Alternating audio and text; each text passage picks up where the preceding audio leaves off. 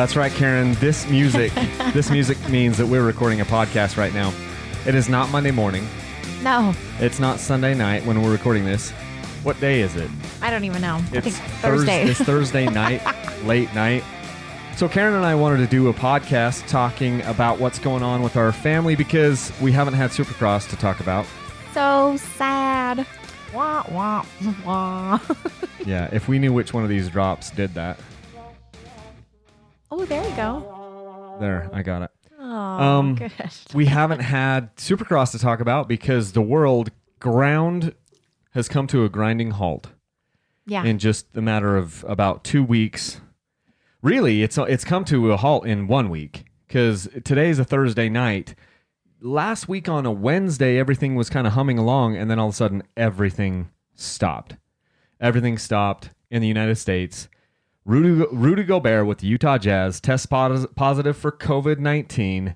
Within 8 minutes, they shut down the entire NBA, postponed the entire season. Basically, it's just canceled at this point till further notice. And it was just like a trickle-down effect after that. I'm not blaming... Then the toilet paper started flying off the shelves. I'm not blaming Rudy Gobert or anything. I'm just saying, like, from our standpoint here, and I want to talk about in the podcast, basically what we're going to talk about today is we're going to talk a little bit about how, our views of how this is affecting human history.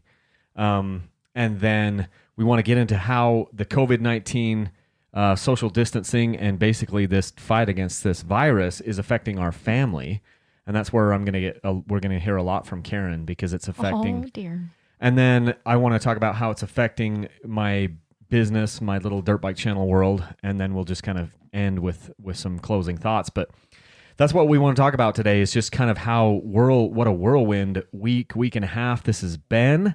I'm sure it's been a similar whirlwind for basically everyone who's listening to this because we're all kind of in this together. And that's one of the funny things about this. I told my kids on Sunday, we were doing a church service here at our house, inside the house, because we can't go out. And I said to the kids, I'm like, this is an unprecedented time.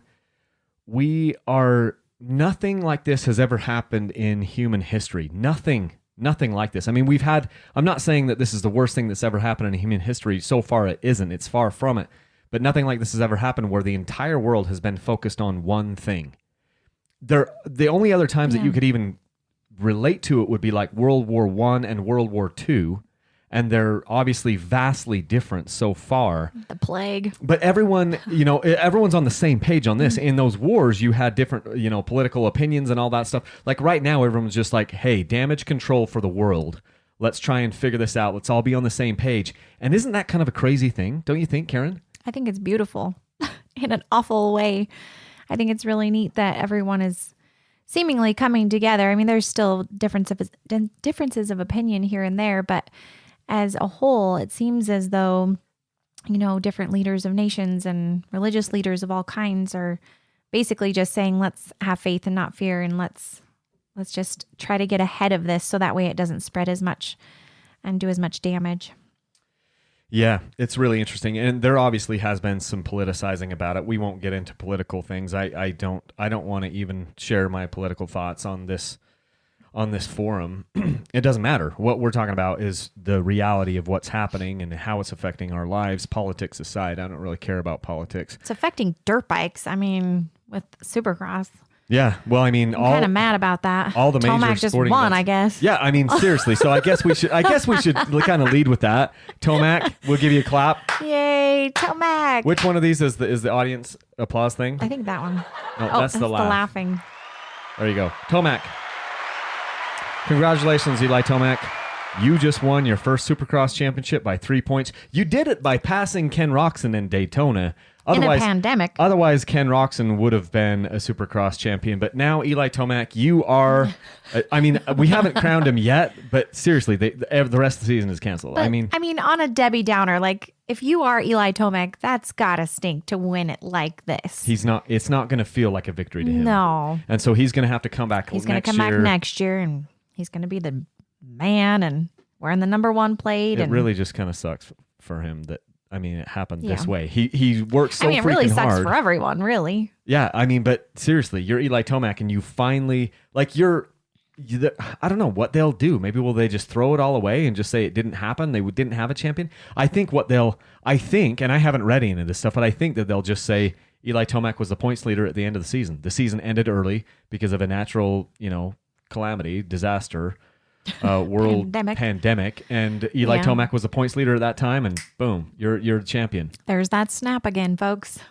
Anyway, so Eli Tomac did that. So but here's one thing that I've been thinking a lot about, and I've talked to some of my friends about this, and I don't want this to sound heartless or anything, and so I want to be really delicate here. But here's what I think is a reality.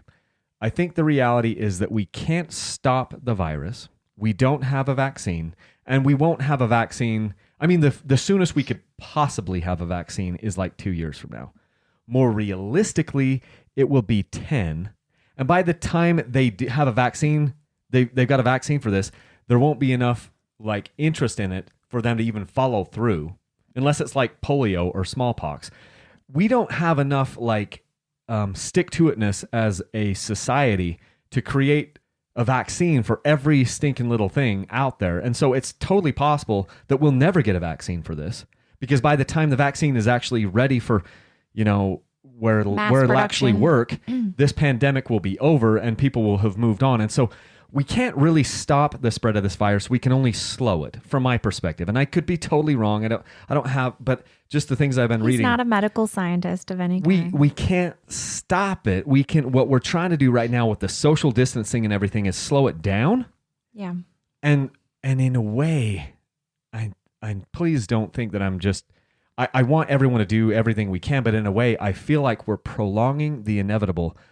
Certain people are going to get sick, and certain people are going to pass away because they have respiratory problems or they have other complications. They're overweight. Maybe they smoked, all these different things. And their bodies are not going to be able to handle this sickness, this virus, and they're going to pass away. And as terrible as that sounds, I feel like we need to come to terms with that. And what's happening right now, I fear, is that we are stopping and halting so many things that we are creating far greater damage to the world economy and to society as a whole with all of these wholesale changes than the virus will do. I think that the worst part about this whole deal is we're making it worse. And what I'm also hoping that we can get tons more people tested, and we can find out that maybe this isn't as deadly as we think. Karen? Because what I'm saying is right now you have the death toll numbers, and those death toll numbers are probably pretty accurate. But we don't have enough people diagnosed with it, and so there's so much fear. And the fear right now is driving the conversation. The fear is driving the economy. The fear is driving society. It's driving people to go get toilet paper for I don't even know what reason. I mean, because seriously, if you're going to go on a survival camping trip for 2 months, toilet paper is not something you're going to take. That's not a survival need, right? I mean, and that's why all the moms in the world have saved all of those unmatched socks. I mean, put those on top of the toilet. And I mean, you can just use those. My goodness. We've got a whole We've got like 100. That's embarrassing to say out loud, but I'll just own it. We have like 100 mismatched socks. We can wipe our butts for the next 100 years with all those socks. And especially because we can wash them. Hopefully they don't have holes. We can wash them. Like, seriously, you think about it. Like, we can wash things. You have stuff in your house that you could use to wipe your behind, and then you can wash it. Like, what would be really bad is if the water stopped flowing. Yeah. That would be detrimental. The water stops flowing. The gas stops flowing. The electricity goes out across the nation. And now you have a real problem. Like, a problem that makes this one look like nothing. Yeah. I can understand why people went out hoarding, hand sanitizer and soap and whatnot, but the toilet paper, that is one of the last things. I went to Costco, I think it was last Tuesday. It was right before the shiz right before hits the fan. All the stuff. And I grabbed one thing of toilet paper because that's all we needed. And I came home, and then, everyone's talking about buying cases and cases of toilet paper. And I'm like, how about canned chili or soap or Well, and chili was hard to get at the store. chili was So- very hard. Yes. So last Wednesday, right when everything was just sort of starting to break, we went to the grocery store. Karen and I. In fact, we went to two. Well, we different, went down first to our basement where we have just, a couple things of food storage and whatnot.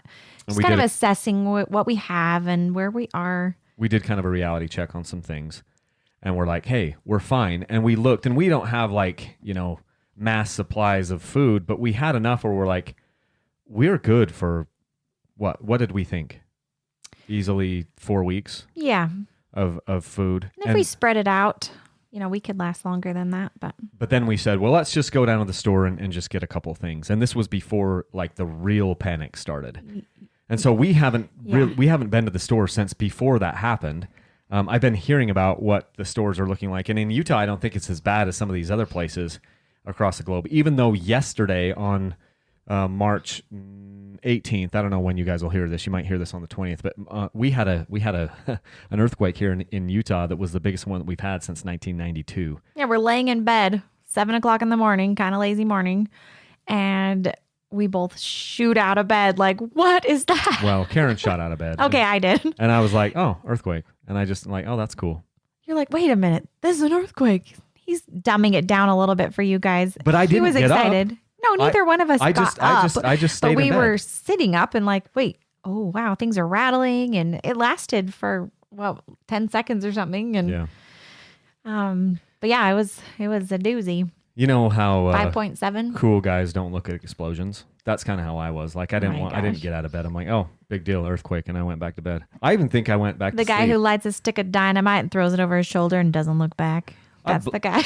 I've blown up so many things in my life. I'm like a little bit of rattling. Oh, true story, folks. No big deal. True story. His big phone's beeping, you Hey, guys. I How thought I rude. had it on silent, but apparently I Seriously. didn't.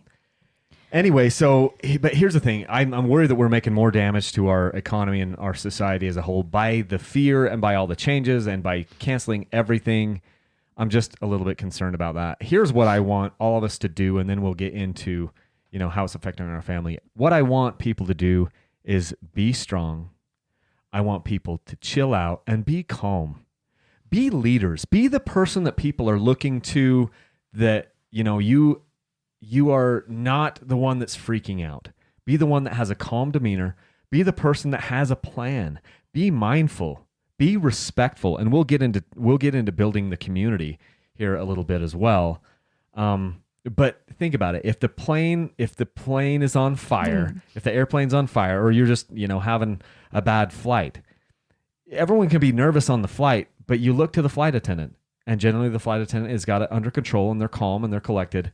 And that sets the tone for everyone. What I want the people to do listening to this podcast is to think about that. Think about being that calm, collected flight attendant that helps everyone else see that the sky is not falling. And the other thing I want you to know is I do believe that it's going to get worse before it gets better. But it's okay. We got this. We're strong. We are resilient, and we'll get through this. Some people, it's going to be harder than others, and maybe it's going to hit Karen and I very hard, our family hard. Maybe it won't. There will be people that are going to have pain from this, but what I know is that we can get back up and we can make it through. Don't you think, Karen? Yeah, for sure.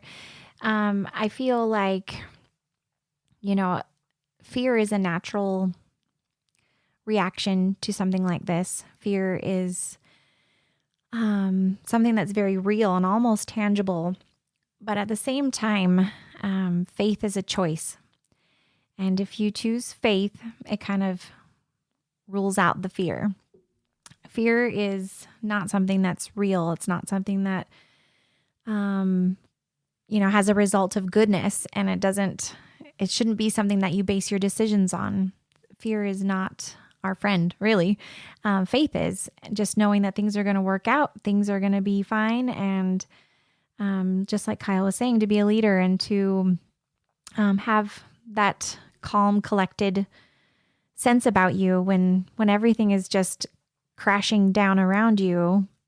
Look around you also and find people to help. Look around you to see what you can do to make it not so chaotic and crazy, and to lessen the fear in others. Yeah. So let's talk about how it's affecting our family in specifics. So over the course of the last week, we've had a number of changes that we've done. And one of the things we didn't even write down was just, well, we did kind of with friends, but the social distancing. This is kind of like the big way that the world all over is just kind of trying to fight this, is basically, trying to limit contact with other people so that we can slow the spread of the virus. I don't think this is stopping the spread, but we can hopefully slow the spread a little bit so that we don't overwhelm the hospitals. That's kind of the thing that people aren't really putting two and two together, I feel like, is it's going to get through the population. What the social distancing does is help to not have such an influx of people all at the same time and overwhelm. So it's kind of like a strainer. The medical is to so that we don't overwhelm our medical system, because that's just it, guys. You got to realize, since we can't stop it, it's going to happen anyway. We just don't want it to happen all at once and overwhelm the medical facilities, So this social distancing thing is what everyone's doing. So we're not we're mostly just staying at home. I mean, the kids are not in school, right? Yeah, last week they announced for state of Utah, there won't be any schools in person. There would probably be kind of like an online something. They didn't know exactly how that would unfold. And then, a day later we'd get more information, and they would say, oh, now school's not going to start till Wednesday of next week. So yesterday. And it'll be all online. And so now the schools have done the whole social distancing as well. But before all of that, our family, we just kind of sat down and had a little family council, and we decided, we've got a little baby, and she's 2.5. She's 2.5, and she doesn't have the best immune system. She was in the hospital with RSV at 6 or 8 months. I thought we were going to lose her. Yeah, and she just seems to get sick. And so, the kids have been aware of that, obviously. And so the older 3, and we just kind of made this decision, no matter what was going on around us, that we were going to do social distancing before it even became a thing, because we just didn't want it, and we don't want it in our home. And, I've got a mom who's 71, and your dad is 65, maybe 66. And so, that's he was where born in 54. We can do the math on it later. Yeah, some math genius listening to this can nail that one. But and so we're just being aware and trying to help the people that we love and do our part. And so we just decided that we weren't going to do any friend time. We were just going to be with K6, or grandma would come over. Grandma lives alone, and so that was just kind of where we were with all of that. So we're not going in other people's houses. We're not going to the store. We're not going here and there.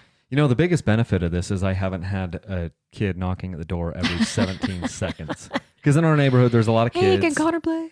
Yeah. Can Case play? Is Kaylee here? They're seriously, it's every 17 seconds another kid is knocking on the door. In the summertime, it is almost about it's 17 that seconds. Bad. But that has stopped, and that has been a big benefit of COVID-19. I've really appreciated that. Speaking about the schools, though, it's one thing for the universities to go all online school. It's a totally different thing for middle schools, high schools, and then the hardest one of all, K through 6 or K through 5, elementary. Right. So we've got one of our oldest daughter is in 9th grade at junior high. Then Connor is in 6th grade. So he's actually still in elementary, because they do K through 6 at this elementary. He's the big dog at 6th grade. And then we've got one in 3rd grade, and then we've got our little 2.5-year-old. How many thousand emails have you gotten now from the teachers now, Karen? I really don't know, because I was telling Kyle, I feel kind of dumb saying this out loud, but I want to say on Monday, I received probably 40 emails from teachers, and then another email from the exact same teacher saying, oh, sorry, we're not going to do that program. We're going to switch it to this one. And I forgot to tell you, here's all of the logins. And then the school administrators and the principals of each of the schools and then the secretaries of the schools. It just became so overwhelming that I just kind of stopped checking my email and threw my hands in the air for just a minute just to take a breath. And I talked to a few other moms on the phone and they felt the exact same way, where it was just so overwhelming. And I've got a good friend who has 6 kids and they're all in school and all different grades. Obviously, they don't have like twins or triplets or anything, but they're in high school, junior high, and elementary school. And even the little kindergartner they have a whole program for the kindergartners. And I just got to thinking how Kyle was saying that the elementary school level was the hardest. And I think the reason that is because, some parents still have to go to work. What are they going to do with their kids at home all alone and trying to be homeschooled all of the sudden? They can't, do it on their own. They need help and they need someone to hold their hand and make meals, and they're too little to be on their own. And so we're really fortunate. Both of us are at home all day. And so that's been a massive blessing for us. But I know a lot of other families aren't in that same situation, and it's really overwhelming and challenging for them. Yeah, it's going to be a major thing, and there's all these high school seniors. They're not going to have a graduation. There's like a million little trickle down things that we haven't even all come to terms with of how much this is going to affect. I mean, all the weddings that are canceled, funerals that are canceled, church services that are canceled, school graduations, like everything, senior prom, everything. All this stuff is just going to go by. It's not going to happen here because we're not going to be able to get this stuff done. What have you noticed with the stores? We haven't had to go to the stores that much. I know you did a click list online order for your mom a couple days ago, right? Yeah. How did that go? I attempted to do Smith's click list. So I ordered... This is a grocery store that's here in Utah where you can order stuff online. Walmart does it. A lot of these stores are doing it where you can order stuff online and then basically pick it up outside of the curb, right? Yeah, they've got like a little pickup slot on the side of the house. And we've done that for years. Yeah, we enjoy that. Especially if somebody's sick at home, then I don't want to go spreading our germs in the stores. And so we'll do Smith's click list and they'll just drop it off in the back of our van and we don't even have to talk to anybody. Or they can deliver it to your home as well. So I tried to do this for my mom, and she lives alone. And so we were doing a little order for her online and over the phone. She's getting the online order on. And my mom's on the phone talking to me, and I go through and I get all of her stuff situated, and we've got this, massive order for her. And then I click on the times and all of them are booked for, let's see, what day was that? I don't know. Tuesday or Wednesday. All of it was booked for Wednesday. All of it was booked for Thursday. And then when I got to Friday, it said booked indefinitely. And I'm like, oh, what? So you didn't even get to do it. Well, I did. Hold on. And I was like, what does that even mean? And so then I click on the option to have them deliver it. And there was one slot open, not Wednesday, Thursday, Friday, but on Saturday at 7 p.m. And so, they're delivering. What's the fee on that? $10. So okay. Not too bad. And they're going to deliver it. I felt really bad for, my mom. I'm like, do you have enough food to last you that long? Come over and eat, and she said she did. So guess we're okay. But when we went to shop on Wednesday of last week, we just had the idea to just stock up on a couple extra things. And, there were things gone like, the flour and sugar and beans and rice and all of the cleaning supplies and obviously the toilet paper because everybody needs to wipe their bums, They don't really. I mean, we need to wipe bums, but that's not a survival thing. You don't wipe your bum? I do. But what kidding. I'm saying is in a survival situation, toilet paper is not high on the list of priorities. For sure. And then one thing that was really, heart-wrenching is I got to the medicine aisle and I was looking and there was absolutely zero children's anything. So no children Tylenol, no children's Motrin, no anything relating to a child. It was dusted off, cleared out. And there was this woman standing there. She was probably about 27 and she just looked like she was about to cry. And so I went over there and I didn't know her. And I just said, hey, are you okay? And she just looked at me and she said, I've got a baby at home with 102 fever and I really just needed children's Tylenol, infant Tylenol, and it's all gone. And I remembered I had one at home and there's like half of it left. And I gave her my number and I said, you're welcome to it if you want it. And she's like, well, I probably have some neighbors that could help me out in a pinch, but if I can't find any from them, then I'll definitely call you. And yeah, I haven't heard from her, so I'm guessing she found it. But I just felt really bad for people that are going to stores that need stuff, and crazy people are out there hoarding because of fear, and they're not thinking through clearly that other people are going to need some of this and, actually need it for right now.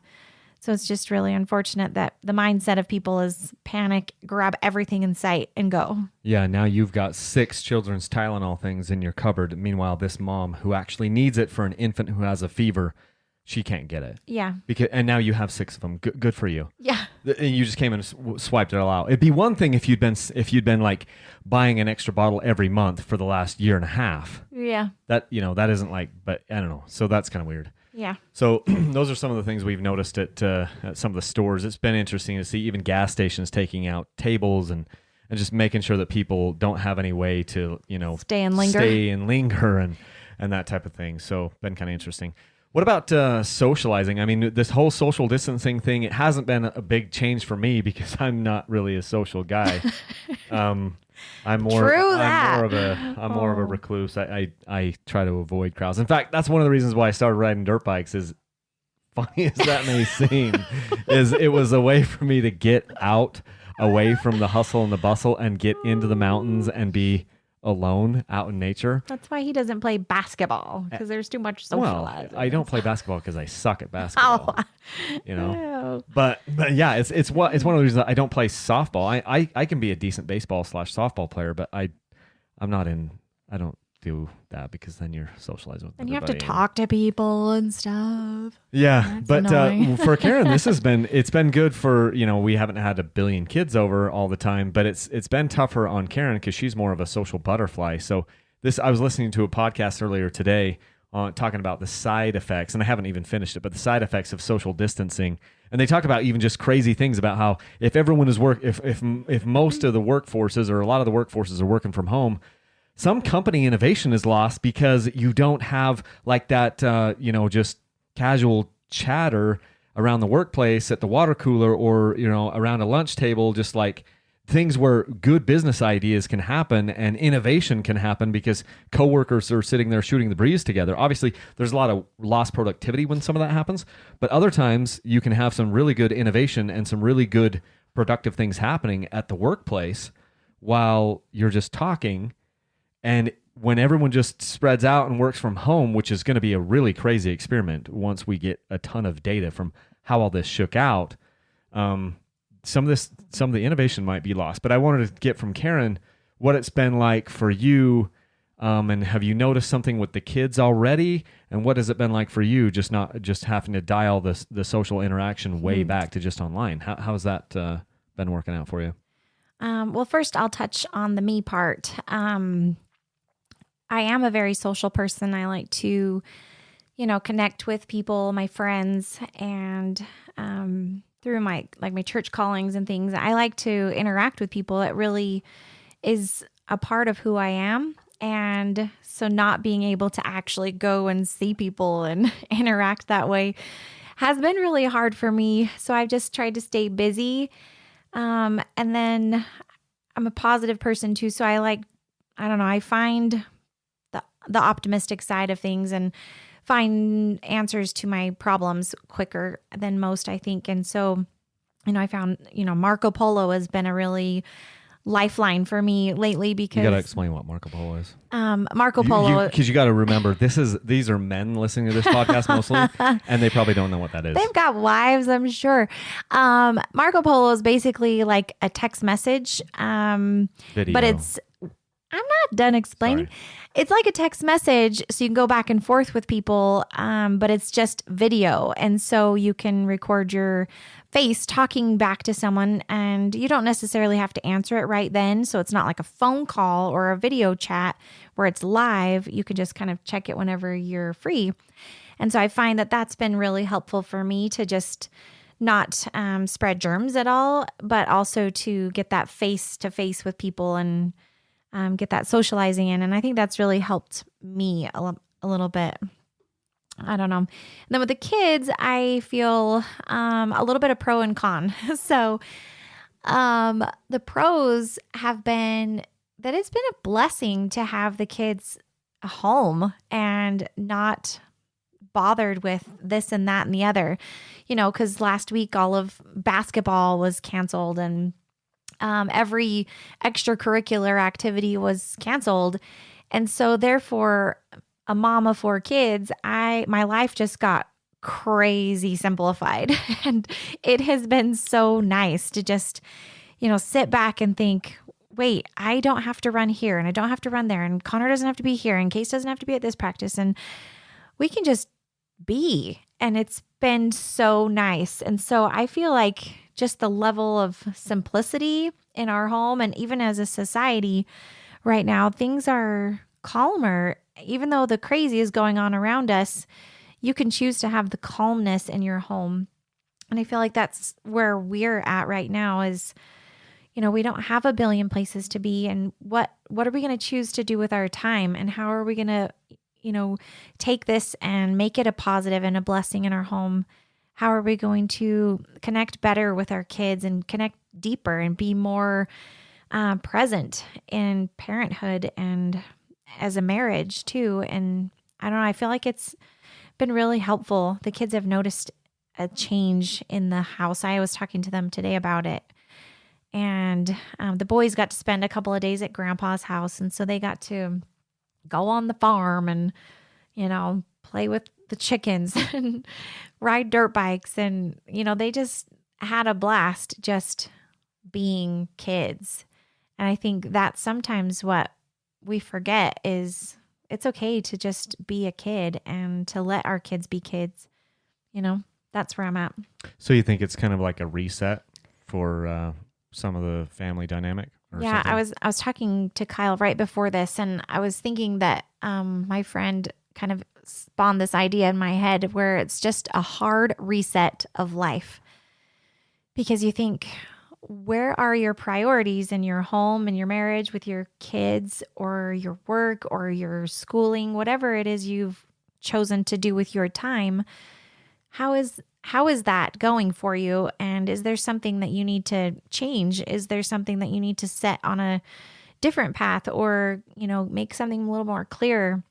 And I find for me, there's a few things that I do need to kind of alter with how I spend my time. And the focus is not necessarily, the frazzleness of the schedules and the rigidness of, doing jobs and keeping the house so immaculate. And not that our house is immaculate, but just trying to, right? But I think the most important thing is to letting our family know that they're loved, that they're important, and that we want to be with them. Yes, we have all of these other things we need to do, but I think it's important to just kind of slow down and let this virus do its thing for the good as well, and just calming things down in life and resetting everything. So a hard reset to life. Yes. Yeah. So we're trying to have, obviously there's a lot more family time and we're trying to make some of that a lot more quality time. And it's, even things have been, like tonight, Karen and I had a marriage class that we missed. They canceled that out. And we have all these opportunities of things that we're trying to do with our family and trying to do with our marriage. And this is kind of throwing a wrench in some of those things. But then on the flip side, it's also a benefit. And you can take a little bit of time. Today, it worked for me perfectly. I went out to go do a ride to check on some stuff, just a really short, quick, not a great ride, but just a test ride to check on a suspension thing that I was working on. And I was gearing up and I'm getting all dressed and everything. And Karen was talking to me and about something was happening. And then she could see that I'm ready to go. And then she's like, okay, I'll let you go. And then I just said, so what you're telling me is you're feeling this, right? And it was cool because I was trying to show to her that I was listening and that I cared about what she was talking about. And it just took me an extra minute or two to be like, so let me just restate what I heard. Did I hear you correctly? Is this how you're feeling about it? And was that a benefit for you? Oh, for sure.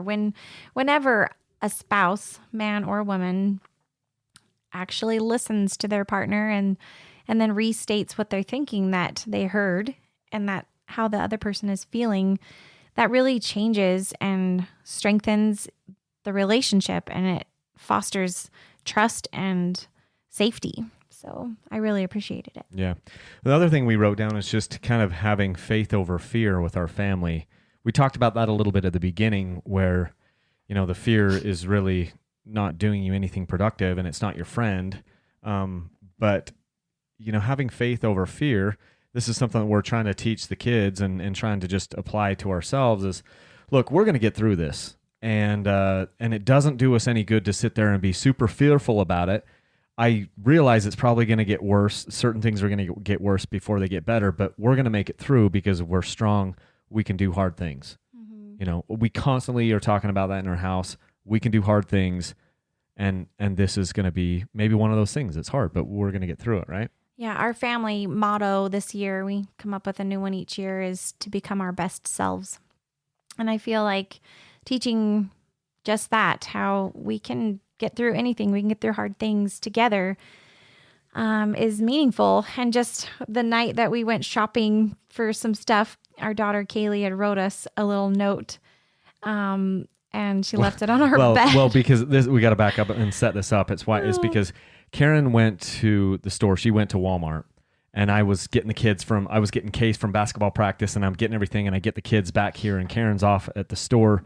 And then I just had this feeling, this little inspiration that I probably ought to go to the other store. And this wasn't panic. We weren't hoarding anything. We didn't go and hoard anything. Right. I just went to the grocery store and bought the stuff that we would normally buy anyway. Well, and the things that I couldn't find at the store I was at. And Karen went and bought some stuff. So we weren't like hoarding in a panic or anything. We were just like, hey, let's just quietly go to the grocery store right now so that we wouldn't have to go to the grocery store for like 6 weeks if we didn't need to. And so Karen goes to one grocery store, and then I kind of get the kids all ready to start going to bed. And I went to my 14-year-old daughter, and I said, Kaylee, you have Kenzie, who's the 2-year-old. You're in charge of her right now, and you've got to put her to bed. I'm going to the store. And she looks at me, and she's like, wait, isn't mom at the store? Yeah. And I'm like, yep, she's at the store. And I'm like, but I'm going too. And she's like, why are you going to the store too? And I'm like, honey, I'll tell you in the morning. Just right now, just know, we're trying to protect our family and make sure that we have what we need. And so then basically what Karen and I did is we just went and got some things. Divide and conquer. And we made sure that we had enough stuff that we didn't have to go to the store for a while. We weren't hoarding. We didn't buy toilet paper that night. No, not one roll.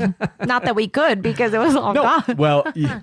But I wasn't going to buy it anyway because I'm looking and I'm going, other people are going to need this sucker. And we had a bag from Costco from 6-7 days before. And we've got the mismatched socks. We've got the socks. So, in this whole process, it's a reality check with your preparedness, and it gives you the opportunity to look out there and see if there's some people around that you can serve. And those are the people that are in your neighborhood. Those are your neighbors. It's your family and it's your friends. It's your next door neighbors looking for, checking in on them, texting them, calling them and be like, hey, obviously you don't want to get closer than 6 feet to them. Finding out Kaylee's note. Oh yeah. So okay. Squirrel. Sorry. So going back to Kaylee's note, after I told her like I was going to the store and mom's going to the store, then what was the note? I can't remember the exact words, but it was really sweet. And she said something to the effect of, Mom and Dad. Oh, you're looking it up, aren't you? He's going to look it up. So she writes us this note while he's looking it up. And she just left it on our bed. And we didn't find it until we were about to crawl into bed and like die, right? And This is the note that we found. It says, Mom and Dad, thanks for taking care of our family and making sure we will be able to, quote, survive during the coronavirus. It gives me comfort, your eldest child. So basically, before she went to bed, because we asked them to be in bed earlier than what we were going to be home for. She spent time to take that note, because she realized, like, wait a second, mom and dad are doing something different that they don't normally do, and they're doing that to protect us so that we have what we need. You know, and I do feel really blessed that we are in a position where we could go to the grocery store and we could buy several weeks worth of our normal groceries without, breaking the bank. And so we've been really blessed by that. I had a really good paying job before I went into Dirt Bike Channel full time that basically gave us a little bit of financial runway, if you will, ahead. And then while I've been full time at Dirt Bike Channel, I've just really been trying to maintain that and not lose money. I'm not sure that I've made money yet, but I'm trying not to lose the money that we had before I quit my other job. And so that's been really, really nice. So, this is an opportunity for us to look out there, find some people who were maybe were already isolated a little bit before this, and make sure that you reach out to them and find people to serve. Any other thoughts before we move on to kind of how it's just affecting our little business side of things? Any other thoughts? I don't know. I think we covered most of it. I mean, we didn't talk about like the screen time and stuff with the kids, but we kind of just made some rules last Sunday in family council, and what we're going to do, what we're not going to do, and how we're just going to pull together. And we've played puzzles together, and we've watched some shows together, and we've limited screen time before 7 p.m. And but then we all went to online learning. So they're on the computer. So now they're on the computer. What we said though is we're not going to watch movies before 7 p.m. Yeah, nothing like no Netflix or Disney Plus or whatever before 7 o'clock. Yeah, just to kind of limit it. And then we did go to online, so now they're all in front of screens anyway, but it feels different. I guess it's more productive with their minds, but I don't know.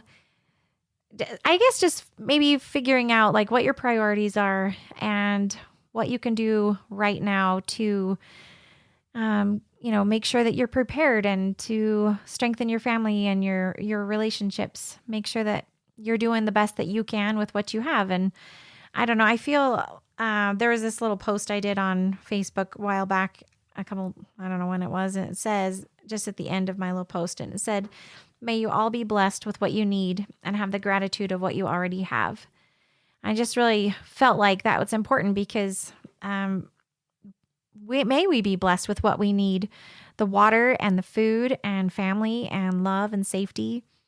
And then just being grateful for what you do have and not feeling like you don't have enough or, wanting more or wanting less of this or more of that. And I think there's something to be said for just creating a healthy mindset for where you're at, where you want to go, make goals, and stay calm and to choose faith over fear.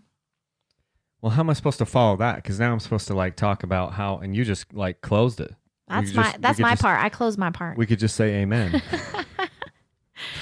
Oh, goal. Oh, but how is it affecting us from a business standpoint? Let's transition to that, and we won't talk too long on this.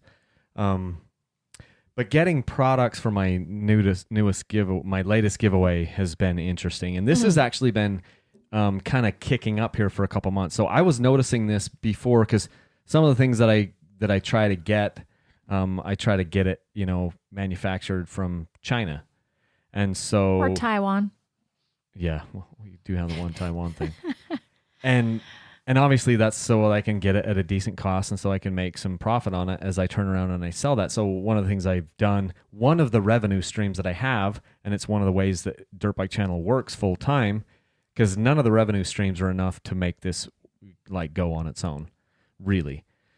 One of the revenue streams that I have is the Dirt Bike sweepstakes, where I give bikes away. So I sell product and it makes money. It has to make money. If it didn't make money, I wouldn't do it because it takes so much time.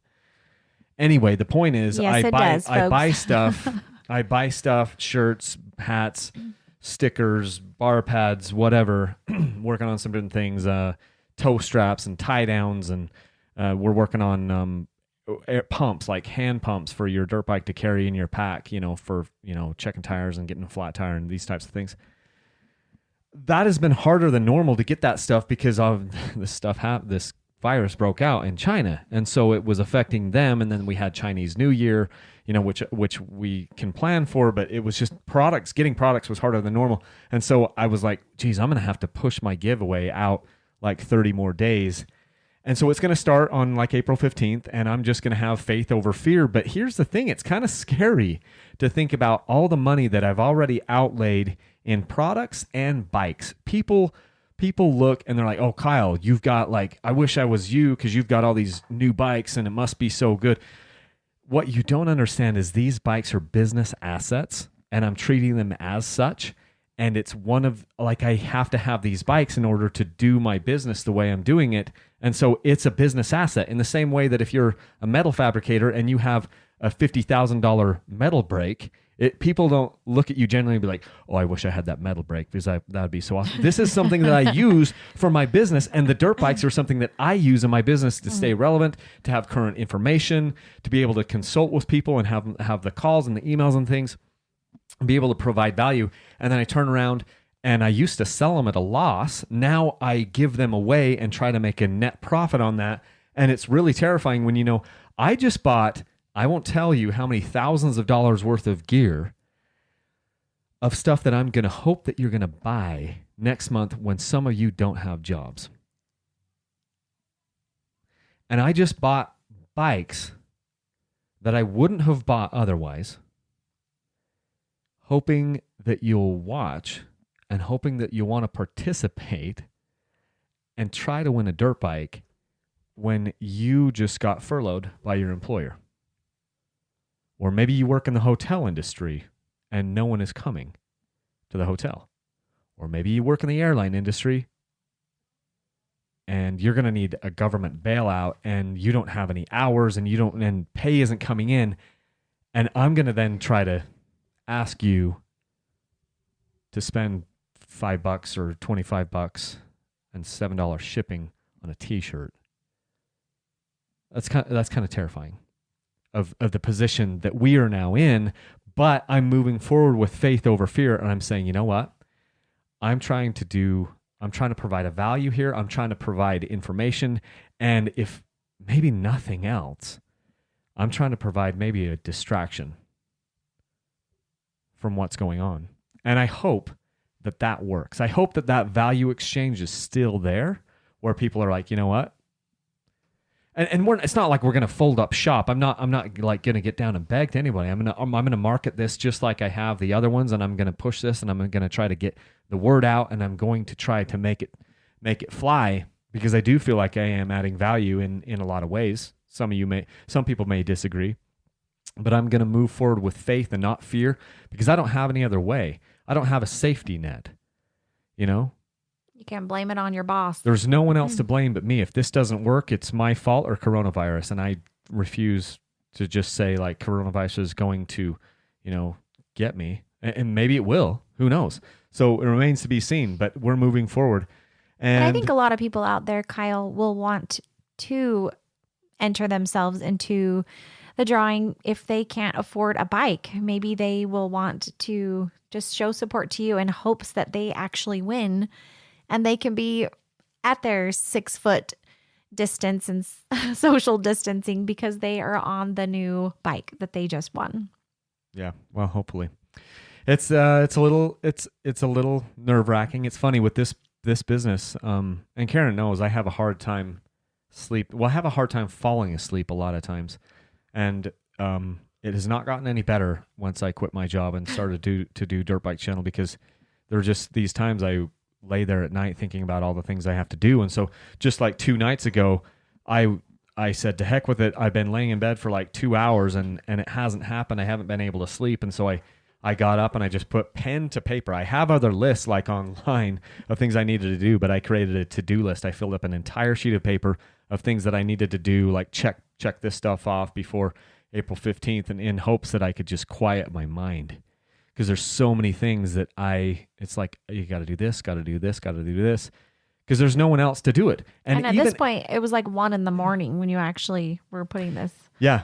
Well, yeah, it was definitely, paper. It was 1:15 in the morning, and I put a whole, and I'm going to try to do some more journaling at night. I'm always getting, even my counselors tell me that I need to do journaling, and I hate journaling, but I'm going to try to do some more of that to try to calm my mind at night and see if it can help me to fall asleep. So we're moving forward. We are strong. I'm talking we as the collective we, as in the Brothersons, and as a nation and as a world humanity. We are strong. Fear is not our friend. Fear is telling you a lie. The question is whether or not you're going to listen. And we need to band together, and we need to help one another.